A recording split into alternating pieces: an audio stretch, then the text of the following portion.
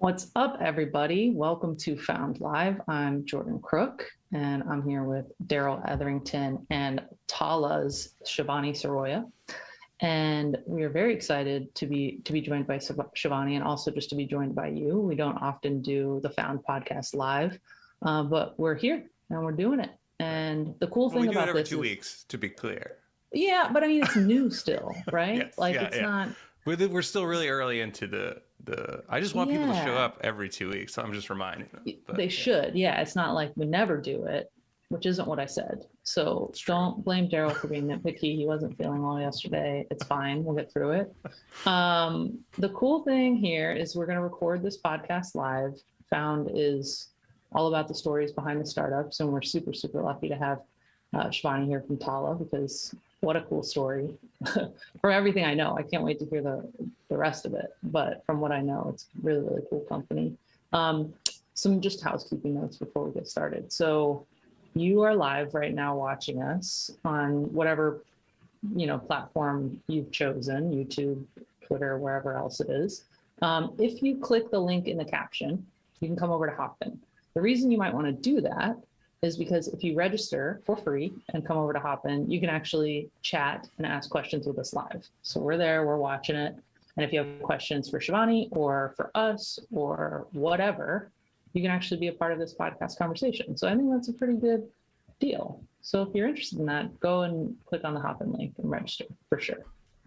Yeah, it's great because we've had people in the past ask questions that I didn't think of, and that were better than the questions I came up with. Maybe not better than Jordan's questions, I don't want to presume, but they were better than... No. I mean, there have been some thought-provoking questions that have come from the audience. So I think it's fair to say that they could beat me out, especially today. Like, I'm not feeling my best. Are you not? I think you gave me something digitally. So Shivani, I should address this now. It's been referenced multiple times, but yesterday I was like, I feel awful. I just woke up feeling awful and super weird, and I was very concerned that I did it. I finally got COVID. So far, knock on, I guess, particle board, whatever my desk is made of. I haven't had it, but I just felt really weird and loopy yesterday. But today I woke up feeling super fine. So then I took a rapid test that I happened to have on hand, and it was like all clear, A-okay. So it's just one of those things where now it's like every time anyone's sick, people are like, do I have this thing? I don't know if you've had that experience yourself, but it adds a level of panic. I do, but then I took, I guess I also never got it. But I always think of it as, prior to COVID, I traveled a lot for work internationally and also domestically. And so I got a lot of germs. So I always think of it as I don't know, colds are good. We should all just be fighting something a little bit. That's so true. that we can build our immunity. Yeah. So we're 3 never COVIDs in this podcast. Wow. Right now. Well, that good we know. For us. But yes. I think we know. I'm we maybe we shouldn't keep talking about it. No, it's not invited. I'm testing the universe right now. Bring it. Okay, well, cool. So should we bang it out? You guys ready to podcast? I feel like we've given the people time to get over to Hopin if they want to. Yeah. Oh yeah. Yeah. And thanks for everybody for joining us. I think you got this amazing behind the scenes peek. You got to hear about our brushes with our COVID illness, feelings. I guess. Yeah. Oh, and also I do want to address for the live audience, and probably should during the podcast at some point, that they are doing construction downstairs and I have no control over it. So if you hear thumping or anything, I mean, we're live. This is That's live. What happens when you're live. We're real people, and anything could happen. Yeah. You should see the mess surrounding me too. I mean, it might look pretty behind, but no, it's chaos. Great. Well, if everyone quickly knocks on wood, so no COVID, because you guys definitely just jinxed yourselves. If we're feeling ready to go, we can have Found Live recorded in 3, 2, 1. Hey, and welcome to Found Live. I'm your host, Daryl Etherington, and I'm joined by the rainbow to my pot of gold. I love that one. I know, because we're breaking with tradition. It's not actually related to our guest today. It's related to the day it is, even though the podcast doesn't come out on St. Patrick's Day. So you're kind of... I don't know when St. Patrick's Day is. I'm following by... I think it's today. This is Maggie's It is cue. today. It's today. It's And today. I am a rainbow. There's a rainbow behind me. I'm super gay. It's perfect. And you are a pot of gold. I'm so blessed to have you in my life, Daryl. And my name's Jordan, by the way. Yes. Yeah, and we've got Jordan here, of course. So very exciting. This week we're doing a live recording of Found.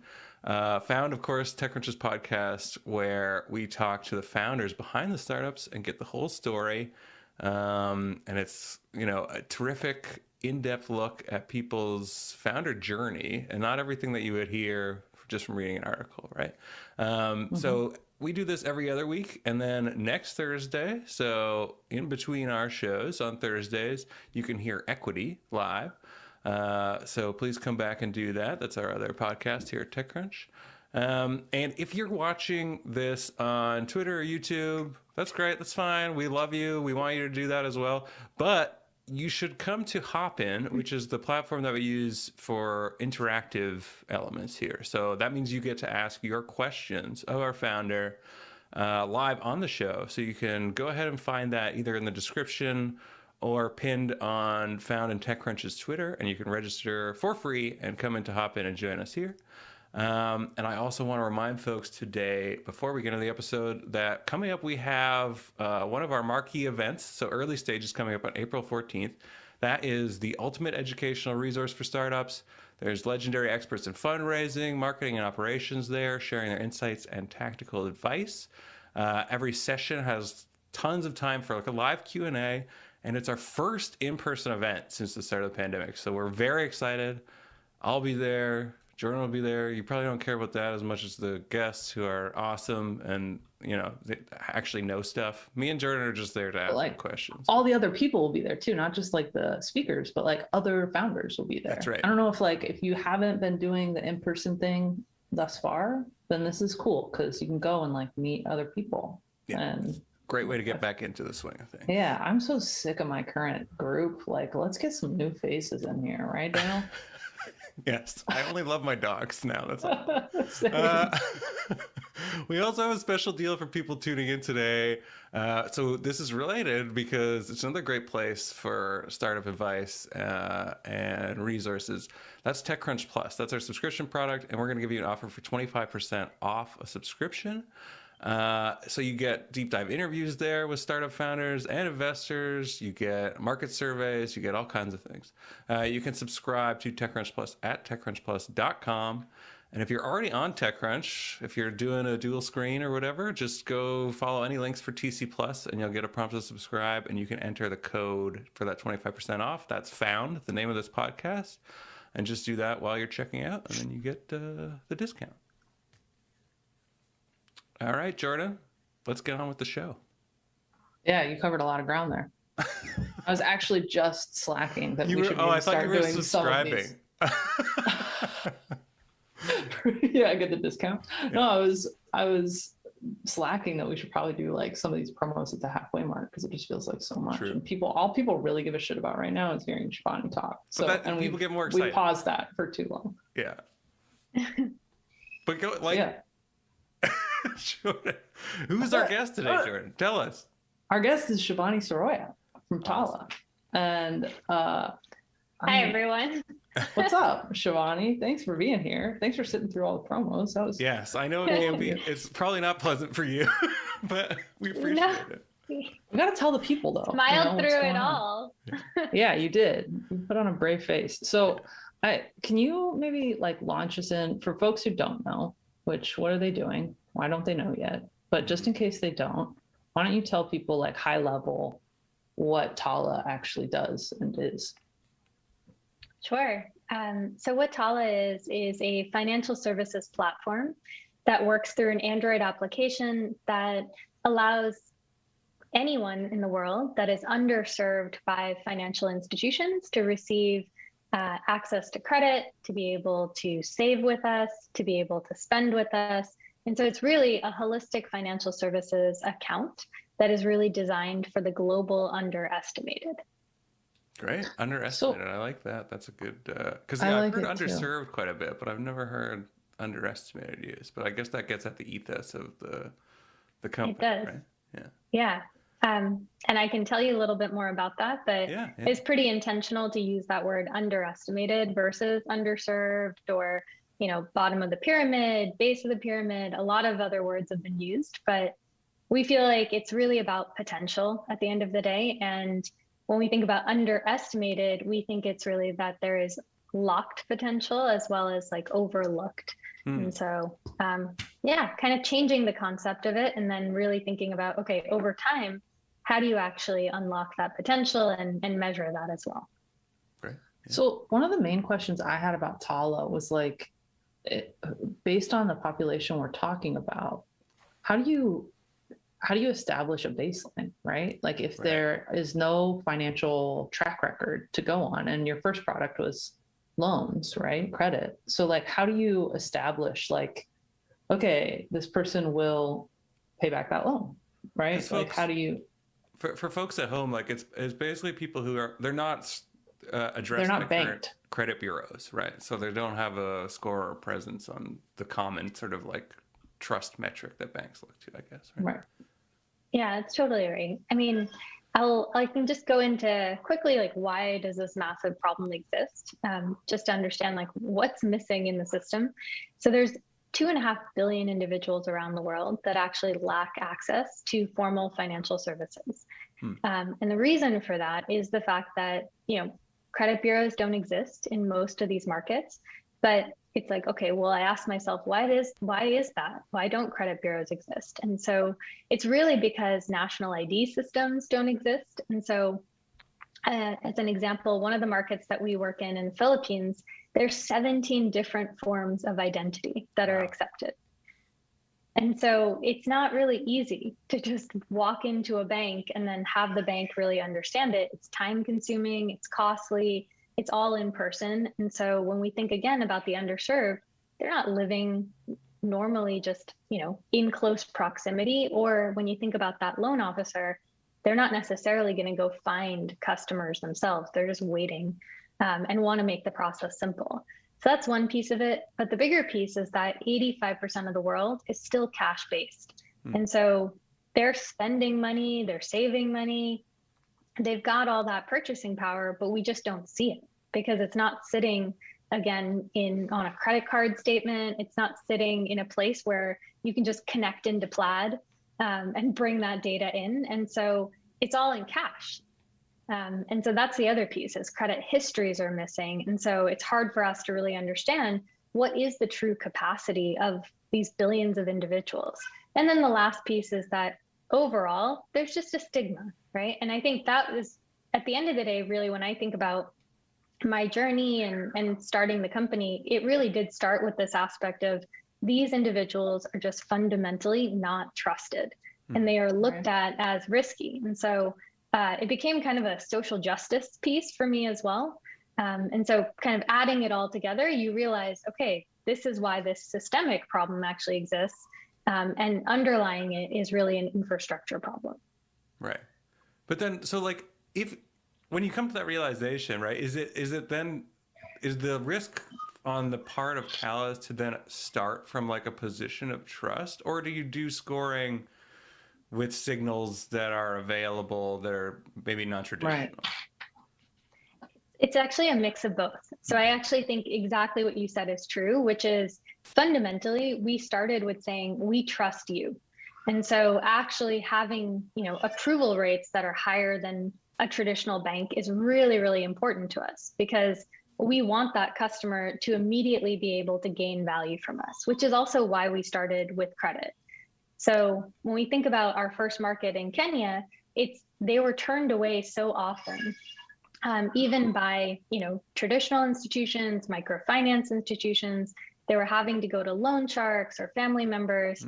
And so when we actually put out our first loans into the market, customers turned around and actually said, this is the Kenya we want, right? And it was fundamentally kind of flipping the system, putting the power in their hands to download an app, give us permission to access the data, and then to actually be able to test this model. And then from there, it was really saying, okay, based on us putting out these initial loans, we worked backwards to build a credit model. And so at this point, we now have our own proprietary credit scoring. Oh, great. Nice. That's based on what? Like that you said to capture that data. What is it like? What kind of data is it looking at on the phone to understand if you've been not served by any financial institution? How are you measuring that? So I guess I jumped forward before telling you a little bit about my journey, but part of the journey was actually studying daily life data. And so I ended up actually interviewing and observing the daily life of about 3,500 individuals around 9 different countries. And what I realized was that there's an enormous amount of this information. I would go to work with them, I would sit in their stores, and I would understand how many customers came in that day, how many products they sold. I was there at the end of the day when they counted their cash. I would go with them to the market afterwards and understand, okay, how do you decide how much to put towards inventory for the next day? Do you decide to pay this particular bill first? But essentially just following money around and really witnessing all of that kind of mental math. And then I asked myself, okay, well, what do I see as commonality? Where would I actually be able to find this information? And so that's what led me to mobile devices. And when we think about, again, the kind of data that exists on mobile devices or Android devices in these markets, it is actually a lot of information that can be proxies for cash flow history. Right. And so it's essentially your whole computing life, right? Like it's exactly. Like it's the one device for most people. Exactly. And because it's the lifeline, even if you switch, let's say you'll never really switch your phone number. It's the piece that allows you to continue employment. If you're a business owner, it's how your customers are coming to you. And so what we find is actually, that SIM card as well as the phone number, that is consistent.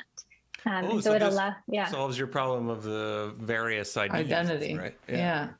Yeah. And then, I mean, there's another piece of it, which is, you also want to add in, we have also built our own digital identity verification as well as KYC, because even if a customer keeps that, right, they may still have different identities or different IDs that they're bringing into the application. Yeah. And so, you have to also kind of verify all of the pieces together. Right. So I would love to get more into your background then. So you were doing this work. I know you were a consultant, right? And you worked in the financial services industry. So were you on the ground doing this and you thought like, oh, someone needs to tap this and it's not going to be anybody that I am employed for or will be employed for. I need to do this myself. Like how did you decide I want to do this as a founder and I want to build a business around it? Mm-hmm. So my background's a mix of working in investment banking, but then really when I was doing those interviews, I worked at the UN Population Fund. And so I was working with an economist to understand cost benefit. Really, she was approaching it from this place of, hey, we know that there's so much money that go into these development programs, whether it's, health programs or microfinance programs. But what we don't really understand is what's the outcome? And how do we really, again, understand if you give someone a $300 loan, where does it actually go in the system? All we know is that this individual repays us. But when we want to understand, progress out of poverty, we really do need to understand how the money is being used. And so that's essentially what happened is I was tasked with putting the inputs into our cost benefit model, and kind of like, long story short, they turned around and they're like, well, we don't have the inputs. So you're here for 4 months, figure it out. And if you ever meet me in person, I am very petite. And so I don't look intimidating. And so I got a list of customers and essentially asked if I could interview them. And what I realized was if I asked questions, depending on the day of the week, the time of the week, I got different responses. And so I was like, okay, well, this isn't accurate. And so then I asked, could I just come to work with you? And so I would literally go to their homes in the morning, go to work with them. And again, being petite, I just was like, I just have my notebook. It's just me. I'm going to sit here and then observe. And it really worked out. And I kind of got the bug where I was like, wow, this is really, really interesting information. So I did about 600 customers in our first market. And then they said, you yourself did that? Yeah. Wow. Yeah. Like, you can't scale that, but it sounds like you can. You. Well, it took 4.5 years, but yeah. And so they just kept sending me to the next market and the next market. And obviously, I think, it's like the problem hit me over the head. I had so much information. But more importantly, I really viscerally believed in the population. And so came back to the US and, quit the UN because I didn't really need to collect more data. I felt like something had to be done. So learned how to code and started using my savings to test the model. Nice. Learned how to code, just like as a sidebar, just like, and then I just like quickly learned how to code. Added and this just built crucial part in. Yeah. But like, I think so we talked to a lot of people who are like, I think we were talking about early stage, but I remember, the advice often from them or from founders on this is you got to talk to your customers early and make sure you're like, you have that close feedback loop, but nothing even comes close to the experience of like having followed. What did you say? 600? You said 600, right? Like 600 people in their more daily than lives. that, right? More like total. That, right? Yeah. That, and like before they even became your customers, you knew them on a very close basis, right? Like you knew their actual daily routine. So that must have been invaluable when you were going into discussions with like first hires, with investors, with everything. Because for me, I've remember hearing a lot about, expressing the value in the underbanked for quite a few years now, right? Like the concept of maybe social scoring, there's all kinds of different approaches, right, to how you get around this and kind of unlock that potential. But you've had such amazing early traction and, great funding success, right? I think, I don't know if the round from October was your most recent one. Is that right? Yeah, that's the most recent. Yeah, yeah. But like just done tremendous there. So when I'm looking at all that, I'm like, what is the secret to Tala? But it sounds like this is really the secret. I mean, what was that the case when you were in these conversations with investors, or what was really the thing that kind of convinced folks?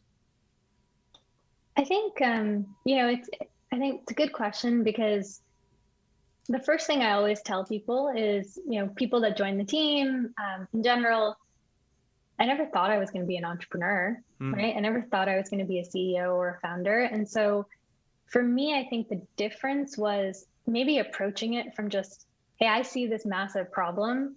And I didn't really see blockers because I never thought it needed to be done in a particular way. I just knew, okay, I come from a private sector background. I also come from a data science background. And so now I'm going to think about what are the tools or the path that gets me closest to actually solving this problem. And so maybe there was a little bit of naiveness in that. Probably very useful to have that, right? Like it can be. Well, because I was just willing to ask for feedback all the time. And so whether it was an investor, a potential teammate, a partner, anything, I just really, I just wasn't worried about sharing the idea.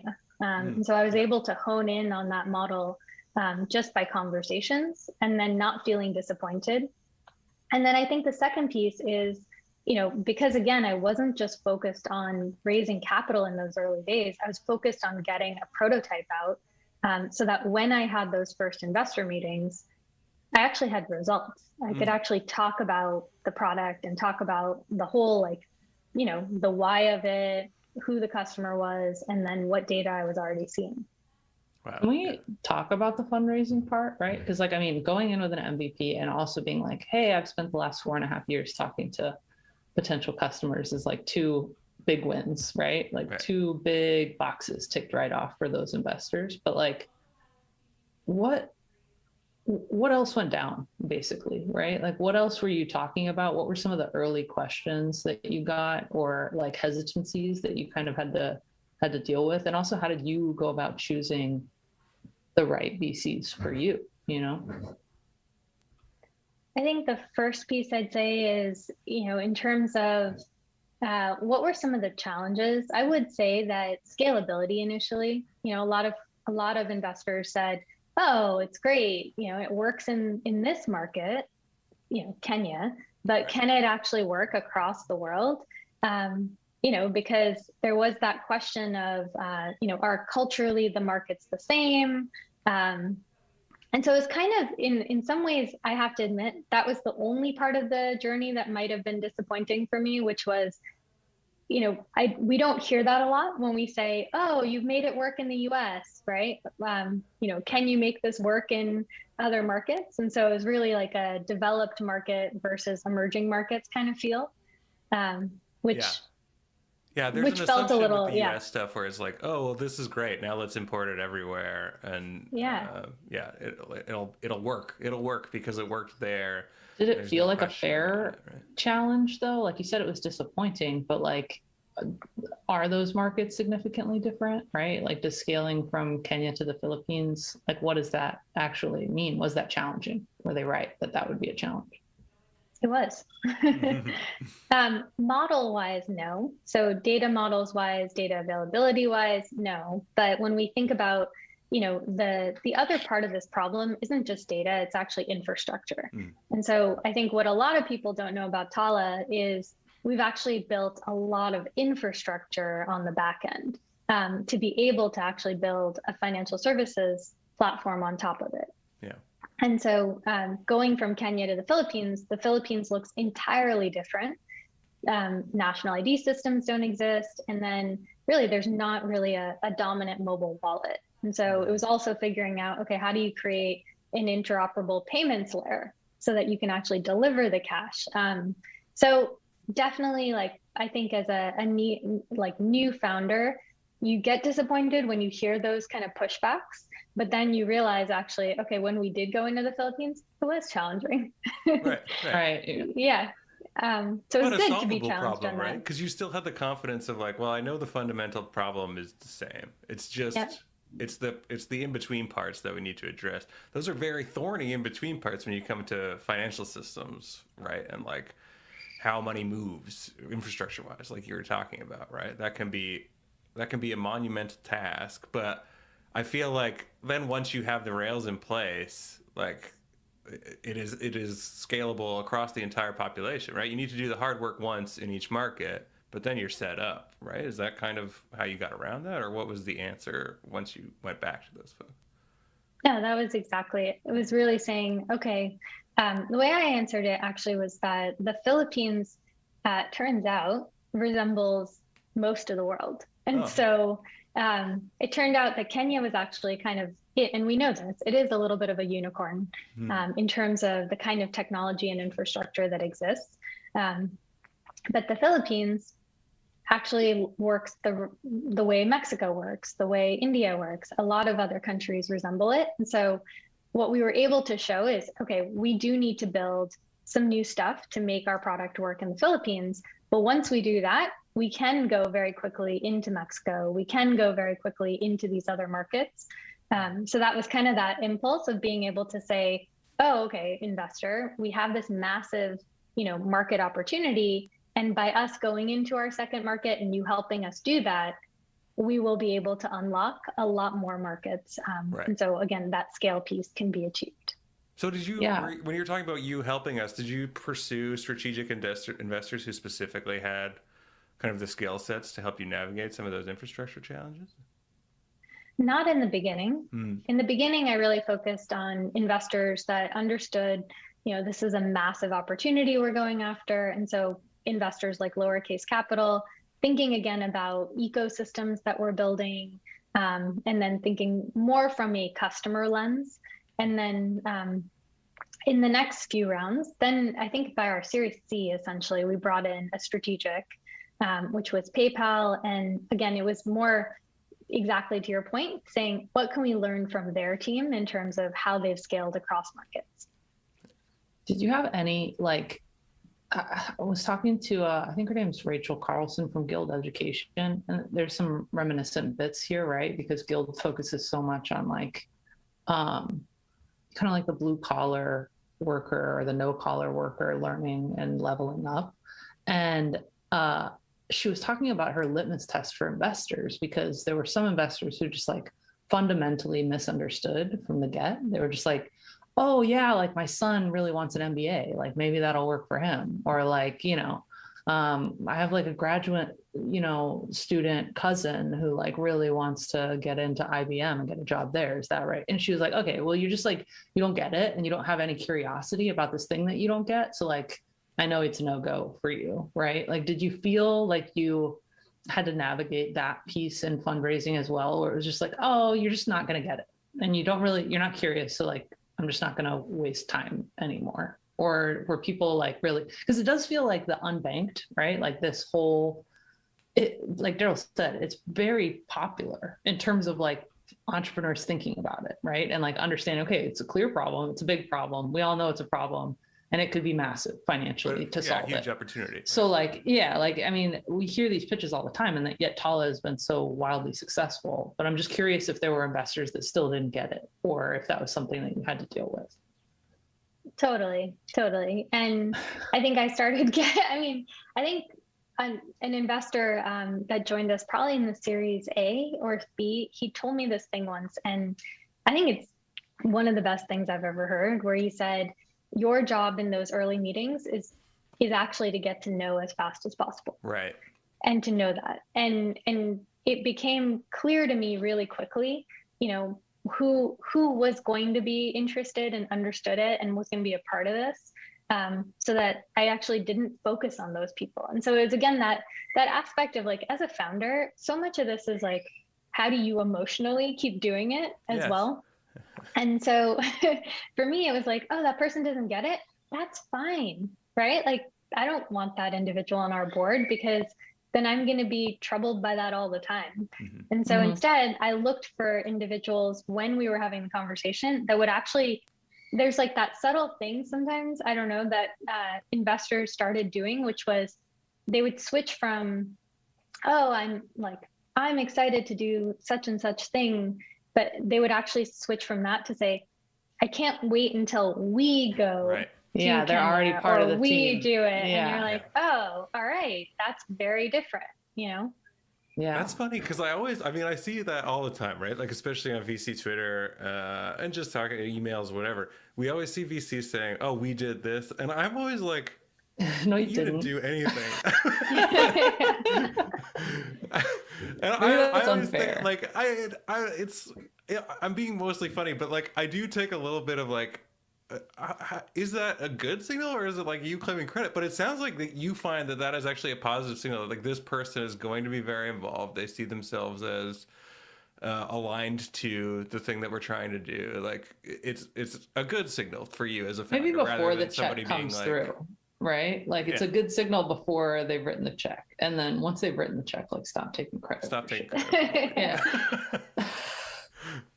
Yeah. I mean, at least gives you a sense of, like you're saying, Jordan, right? At least in the beginning being like, all right, we're going to be all a part of a team. And so you start to get a little bit of a sense of, how do they think about it? Is it really just them directing feedback at you, or we're all taking it in together? I don't know. I also think of it as, again, the journey that Tala's on, it's one that again, the work doesn't stop for us until we get to that 2.5 billion. And even then there's going to be more. And so I need folks that are actually willing to be partners. Right. Yeah. For the long haul. Yeah. One of the questions that I had, because I do want to kind of like, and I feel like we've been doing this, is like dissect Tala's success, because again, like, it can't be overstated how many, I know just for me personally, how many pitches I've gotten and pitch offs and all of the stuff that are focused around the same area. And one of the questions that I had was around like prioritization, right? Because you guys have done a lot. Like, you think about just geographically spreading across the globe, and then also how you introduce new features and products, and like the timing of that and where resources and energy go.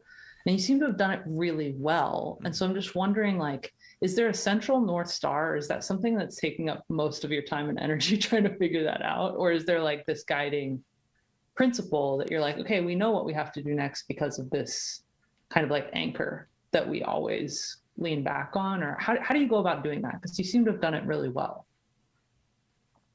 Thank you. I mean, it always feels really messy inside. I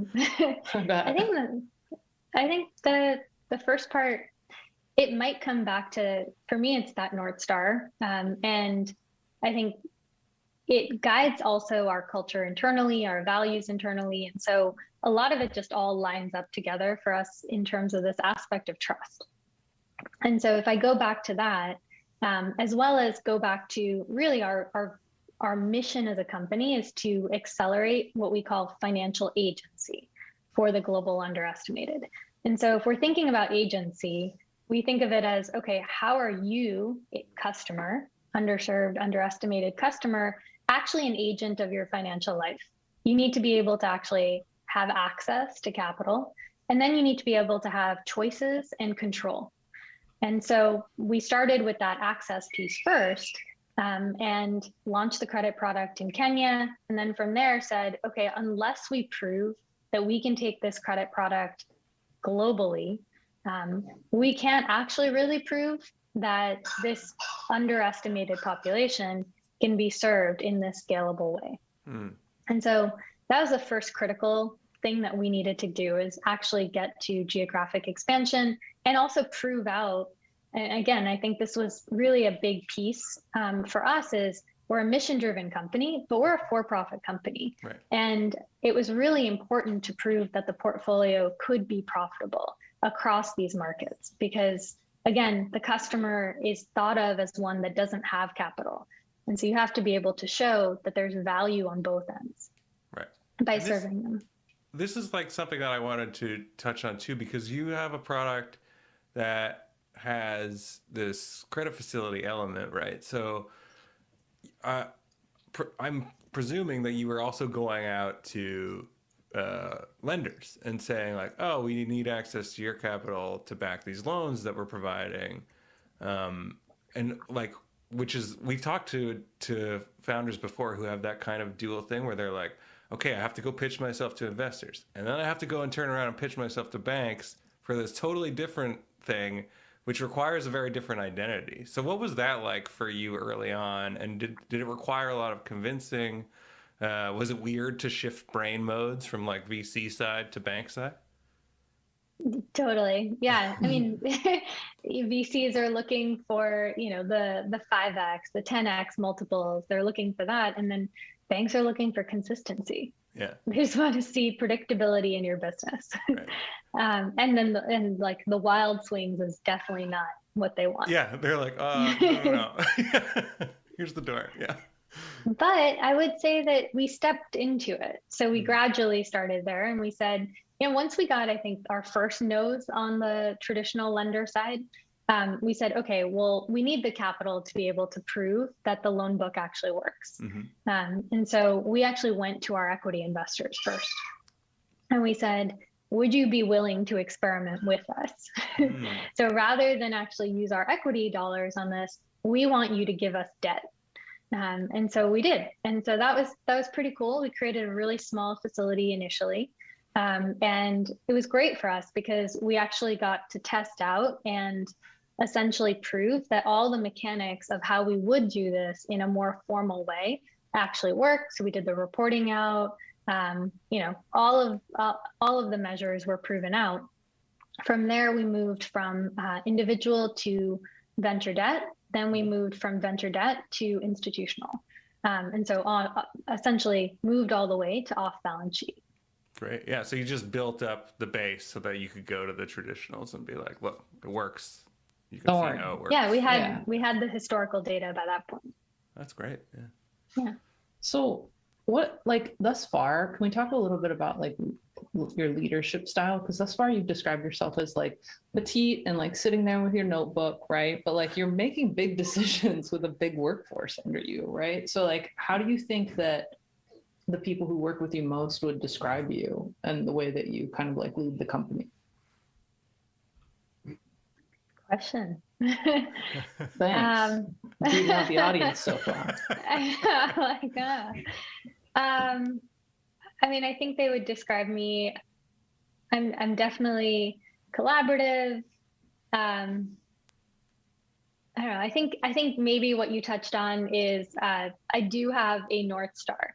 So there is that aspect of, I want everyone to actually be able to, again, learn, grow, stay curious, and ask the questions. And I'm learning this over time. Sometimes when you do have that kind of really like focused conviction, it can help your team to actually just come in and cut through some of the noise and get us close, like faster towards our destination. And so I think they would actually all say that Shivani actually knows exactly what we should be going after. And then I think the how starts to actually be where teams can get creative and can actually, again, excel in their own growth and skill set. But I think our team would actually say that the what and the why are pretty clear for me. Well, that like makes it a little bit easier, right? Because like there's some level of predictability with you as well, where like we know that she's either not going to go for this or she's going to be totally for this, right? But you can always backwards logic from the goal, right? And be like, well, does it serve the goal? And yeah, that is super useful and not as common. I think it's like a thing. Maybe listeners will think like, oh, but like a lot of should be founders obvious. Have that, right? But no, not the case. Speaking from personal experience, people have all kinds of priorities and they might be very changeable day to day, right? Yes, totally. Especially with like in the VC world, right? When you've like sold equity, like sometimes that feedback can become overwhelming, and especially when you have a term sheet with 20 different names on it, like it can start to feel very rubber bandy, I think, for founders, to like stay oriented to something central. I totally agree. And I also think, I think a lot of founders have had to be tested in ways, in the last 2 years than they've ever been, right? Yeah. Where it's like you have that clear North Star, but you also you want to survive because you want to be there for your customers at the end of that time. Yeah. And so that can be, I think, difficult when you especially have that kind of bold vision to not be able to take some of the bets that you want to make. Yeah. Yeah. Speaking of the past few years, I think I read in the TechCrunch article that like in some ways, the pandemic has had benefits for you because it means people were doing much more on their devices than even before. Less in person. Like even for cash transactions or stuff like that, right? So, but you also alluded to the challenges of running a company, right? So like what has that been like for you? Like did you have to pivot to a remote model, or how did you deal with it as a leader and leading? And also having like scared and stressed employees, right? Yeah. Like things were pretty chill up until the pandemic hit. Trump wasn't going to be president anymore. Like things were looking up. And then March was like, yeah. It's actually, and this week we celebrated the second year of one of our executive team members. He joined the company actually 2 years ago, exactly yesterday. Oh, wow. Which was, I think, the day after the pandemic. So just to put it into context, we were all very happy, and then I'm like, oh God. But no, we've got a global team. We took the entire team remote in 48 hours. Wow. And I would say that, I don't know, one of the awesome things about being such a global company and working in these markets, we had a very different seat at the table than I think most founders do, because we were sitting in the US, obviously experiencing it. We're also able to see firsthand what we're all 4 totally different markets across 3 continents. How were they actually facing it? And it ended up, like, again, at the time was so hard emotionally, just logistics wise. We couldn't lose any business continuity, and we actually didn't. So we sent out laptops. We got internet into the homes of a lot of our teams in our markets. We did all of that in 48 hours. And then, the cool part is we are now remote first. So it ended up being something that we decided to keep. And so Nice. we kept our office spaces, but more for intentional meetings and gatherings.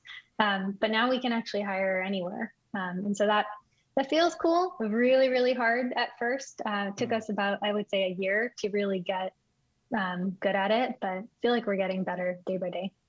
Yeah. So was it a challenge for you specifically? Like, how did you feel about the remote shift, and how do you feel about it now? Because I know it's like, depending on what your previous experience was, it can be a major change, especially if you're trying to like oversee an entire organization, right? It's a very different kind of approach. You have to like have but if your North Star is trust, right? Yeah. I mean, Yeah. Well, so we always had a global team. So in that sense, it's never been an issue, right? I was always doing calls morning, night, and I think the thing I missed the most is probably not being able to travel to our markets as much as I used to do. Yeah. And so that actually was the hardest is, for me, again, that North Star is this customer. And so for 2 years, I haven't actually been able to be firsthand witnessing it. And we haven't been able to do as much of that in-person user research as we used to do. And so that's been, I think, the challenge is figuring out, okay, what are new ways to kind of derive those local insights? Right. And we've used a lot of technology to do it, but I think it's great that now the markets are also opening up. And so we're getting back to being in person with our customer at least. Yeah. Did that change around your roadmap? Did you say like, oh, we're going to like pause some expansion things and then focus on building out features instead or something like that? Because it sounds like it would be hard to do more geo expansion if you can't do this in person. So we had two things. I would say the pandemic for us really changed, to your point. I would say the aspect of how we wanted to deepen value. So it was really saying we had already opened up 4 markets by that point. And you're right, we had other markets on the list, but the pandemic showed us that our customers really needed more than credit immediately. Mm-hmm. And they didn't have, those digital ecosystems. And so I'll just give you a quick example of how bad it was. In the Philippines, they had a military lockdown where they weren't allowed to leave their homes. Only one individual was allowed to leave once a day. Wow. And so, very different than the US lockdown.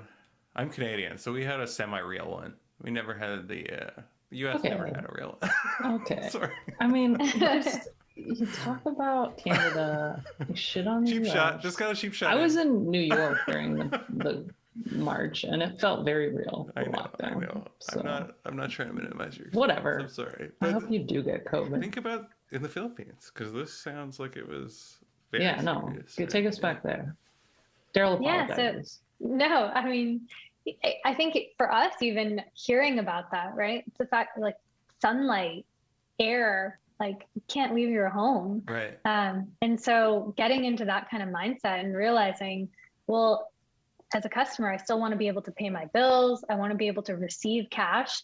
So they were getting remittances from family members outside of the Philippines, but they literally could not pick up the cash because they weren't physically allowed to leave their homes.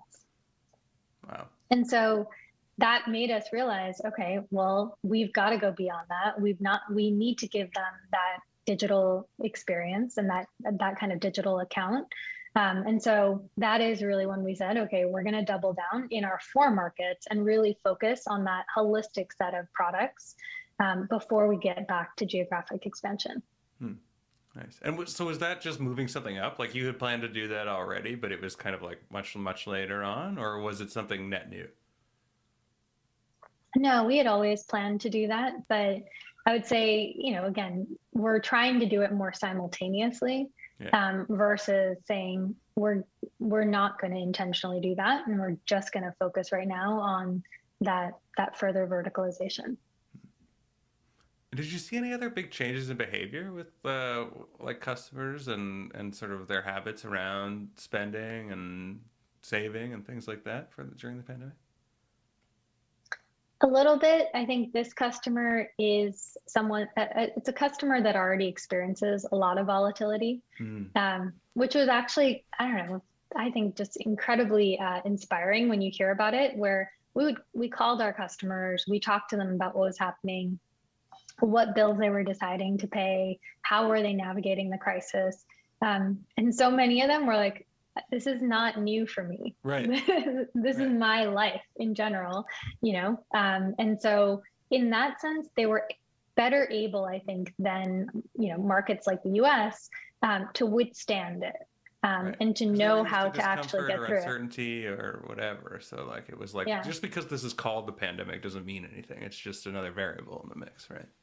Totally. And then I think the big question was, I think what we learned the most was not wanting to lose their standing or position in the Tala ecosystem. And so that actually became really interesting to understand.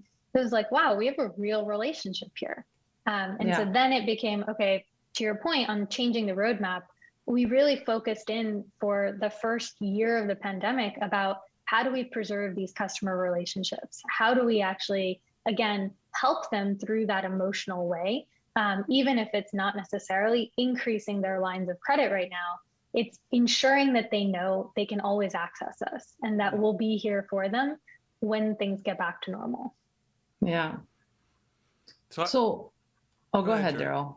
No, you first. Well, I was wondering about identity, like, because it sounds like there's a strong emphasis placed on the customer relationship, right? And it sounds like it's probably more than what we would think of with our traditional bank. I mean, especially in the US, there's like 1 million banks, isn't there? I don't know. In Canada, we have like basically 4 banks because it's semi-nationalized or whatever. But we still don't have identity tied to our bank, right? It's like, I don't know.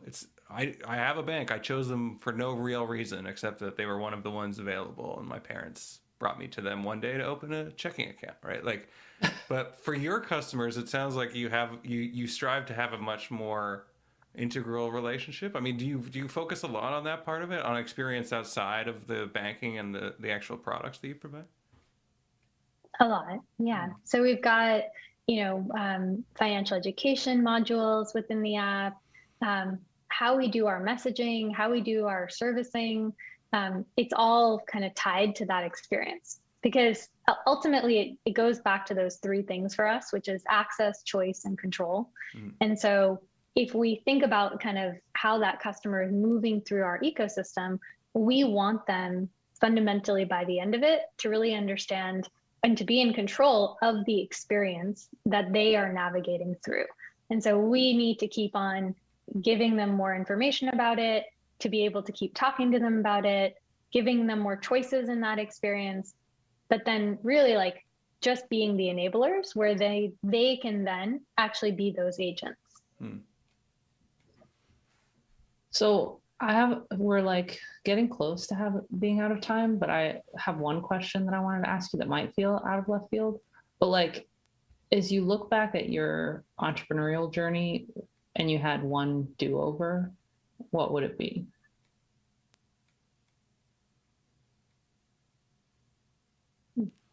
Another kick-ass question. I know, stumped. I feel like if were you to ask me this question, Sharon, there would be no shortage of answers. It's like at every turn. I need multiple do-overs for sure. Else. Yeah. I think maybe, without going in detail, I would say that throughout this journey, I would say as our company has continued to mature, there have been those times where, not to say that our North Star has ever changed or that I have let go of it, but there have been times when I think I have thought a lot more about the longevity versus the boldness of it. And I think that kind of, as you go through the journey, sometimes I would say you lose that risk appetite. And so the only thing I can say in terms of like looking back that I would change is there was one moment that I definitely felt like my risk appetite changed because, I started to bring in a lot of other things into my consideration or into my scorecard. And the good news is I would say that it's gone back to what it used to be. And so I just wish maybe for those particular few months, I hadn't changed that. Huh. I'm So how so do you regain curious. your risk appetite if you're I mean that's because that's I think a challenge a lot of folks face, especially Yeah, as their more company people on the matures. balance sheet, more Yeah. customers, right? More Like more members. investors, more debt. Like there, I mean, all of those things make it hard to go back to being like, no, let's take this risk. Let's take a chance on this. Let's place a bet, you know? Yeah, I think for me, it went back to being like, I never thought I was going to do this. I never thought I was going to be an entrepreneur. And so I've got this chance to do it. And so I don't know. It's not not to like quote the Gandhi quote, but at the end of the day, for me, it always comes back to that to say, you know, we actually have the right team, the resources, the capital, the investors. So again, what's the point in doing it if we're not going to actually try to do it? Right. Yeah. You're here now. Take the shot. Like that's It is what it was all. insane psychologically how like when you have what you want, it becomes about not losing it instead of like, Right. you know what I mean? Like it is a weird, and it's not just like in work or whatever with money. It's like everything. You're always like afraid to lose the good bit. Like we got so far, like let's just protect it, you know? Yeah. Right. Yeah. So Well, even if weird. it's not good, I mean, Yeah. let alone if it's Like good, status then yes, quo. but, It's comfortable. Yeah, yeah. Yeah. And I think there's a balance, right? I think there's the balance of, you know, of course, as a company grows, you also do want to show that you can be predictable, you can be consistent, but you've also got to be able to kind of still put out some of those, I think, big wins and big bets, because that's when, like, at least for us, we've got to unlock billions of individuals. And so if we incrementally think, and that's what I think I realized is that the incremental wins for us weren't going to get us there. Right. And so I just needed to get back to being bolder and more convicted about where we were going. Cool. Yeah. All right. Yeah, Is that I think something I have that- one. Oh, Jordan, I had one more. No. It's kind of it's a great question, I think, but Okay, maybe- well, if you think that it's great, it better be great though, because I think that No, mine you're is not pretty gonna great like too, it. and I'm too pro. Jordan's not gonna like it. Shivani, you might like it, but when I was looking at your website, I was like really just like enraptured by the fact that the two A's are different typefaces in the logo. Yeah. I'm so Jordan, glad you noticed that. This is a great I question. loved it. I was like, oh, this is great. And it makes a ton of sense with the brand. But I want to hear Thank you. your, if you have any thoughts or explanation behind it to see if I was right about my guess about it. But yeah, like it feels like it's like, well, I mean, we're serving. Well, let her do it before you predict I it. know, exactly. I didn't want to give it away. Go ahead. Yeah, don't give it away. No, it's super intentional in that so the type form, like it basically resembles architecture in our markets.